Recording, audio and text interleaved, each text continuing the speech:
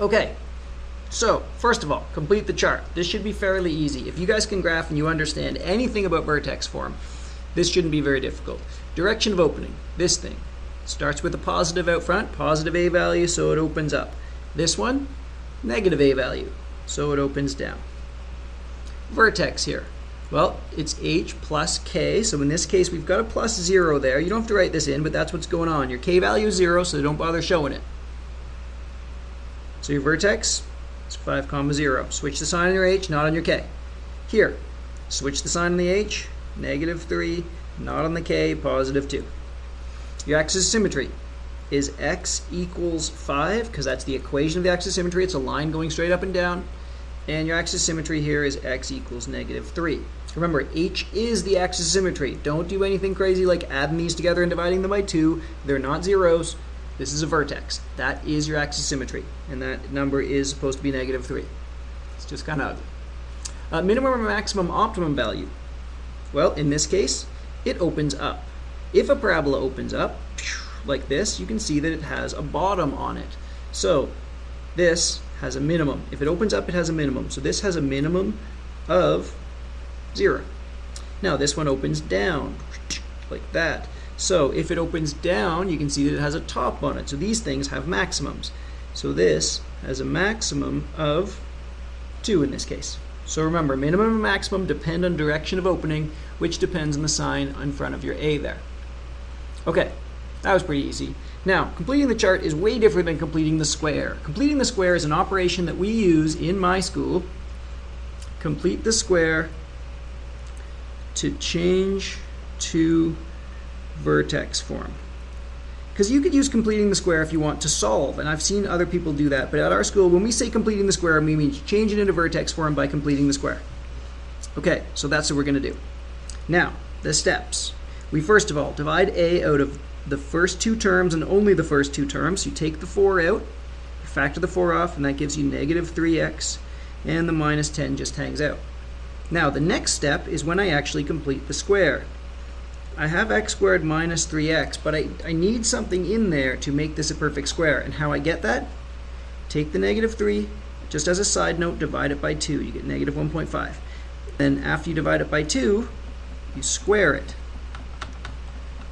Just making sure, yeah, it's 2.25. Now this thing that I squared, this is my plus and minus. That goes into the bracket here, 1 plus 2.25 and 1 minus 2.25. Now, why plus and minus? Well, because I can't just arbitrarily throw a number in there. So what I do is by putting a number in and its opposite, I have now effectively added nothing to this equation. That's why I'm allowed to do this. Now, why do I bother adding nothing to the equation? Well, because this thing, it's right between my fingers right there, is the perfect square. So I have now completed the square. Now I just got to clean it up. So y equals 4, bracket, x squared minus 3x plus 2.25. And now I'm going to kick that negative out. But because it was inside a bracket with a multiple of 4 in front of it, when I kick it out, I have to actually multiply that by 4.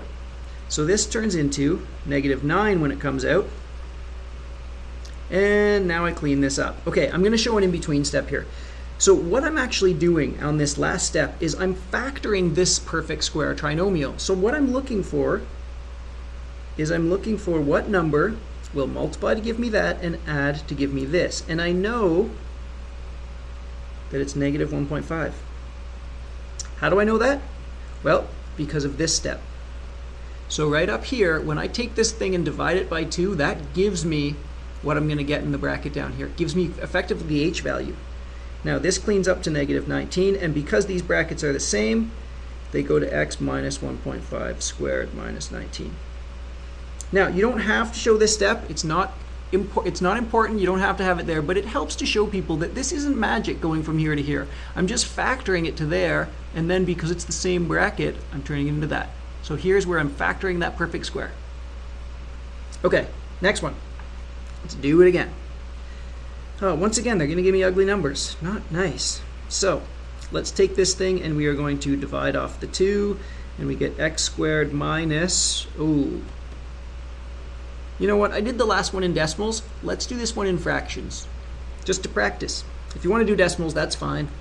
So this is going to be 3 over 2x plus 5. Now, I take 3 over 2. Oh wait, it's negative 3 over 2 as well. So I divide that by 2 and I get negative. Do you know what happens when you divide by 2? You multiply by 1/2. So this goes to negative 3 over 4 when you divide by 2. Now, do you know what happens when you square negative 3 over 4? You square the top and bottom, so you get 9 over 16. And that's going in as your plus and minus. Now, this is good fraction work for you. So you haven't been working with fractions in a while. Here's some good practice. Y equals 2 bracket x squared minus 3 over 2x plus 9 over 16 minus 9 over 16 plus 5. Okay, now I'm going to kick out the negative one because I don't want it in here. So 3 over 2x plus 9 over 16, kick out the negative, times it by 2. You know what that turns into? Well, 9 times 2 over 1. So basically the 9 is times the 2, the 16 times the 1, so you get minus 18 over 16, which is going to reduce to 9 over 8. Plus 5. Okay, now let's clean this up. Now I'm going to skip that last step that I showed. So the 2 goes there. Now what multiplies by itself to give me that and adds to itself to give me that? Well, I already did it up here. So it's negative 3 over 4 squared. Because I squared it to get that 9 over 16. So I know that that step right there is what's going to be my h. Now this part's a little bit harder. So you have negative 9 over 8 plus 5. Now 5 as a fraction over 8 is equal to 40 over 8. So 40 minus 9 is 31 over 8. So minus 31 over 8. Whew, yuck. All right, well, if you were doing this in a fraction, just so that you have your answer down there, all right, or y is equal to 2 bracket x minus 0.75 squared minus 3.875. So if you were working in decimals, you should have got that. If you worked in fractions, you should have got that. Really, you should be practicing your fractions every once in a while. Soon enough, you are going to get algebra in fractions, and you can't get rid of them. Hope you guys can read that. It's kind of ugly.